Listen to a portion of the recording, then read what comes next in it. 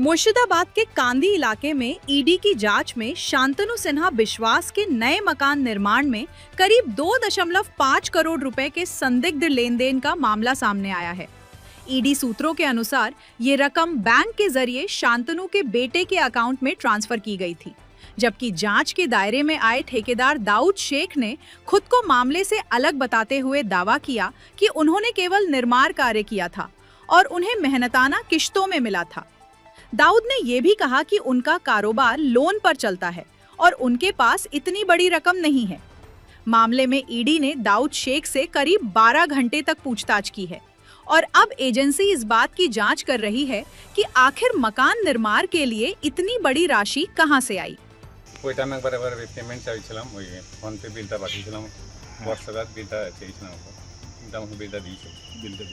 শান্তনু বিশ্বাস, হ্যাঁ, কে আপনাকে কাজের অর্ডারটা দিয়েছে? ওইখানে লোকাল মিস্ত্রি দিয়েছিল। তারপরে আপনার ওনার বোন, ওই যে আমি ওই কান্দি এলাকাতে কাজ ফাজ করি, তো ওইসব দেখি বলেছিল, ওইভাবে গিয়েছিল। আর আপনি 2.5 কোটি টাকার একটা চেক দিয়েছেন ওকে? না, এগুলো ফালতু, আমি চিনি না, এইসব মিথ্যা করে বোঝার। 2.5 কোটি টাকা না দেননি? না, এইসব কোথায় পাবেন টাকা পয়সা?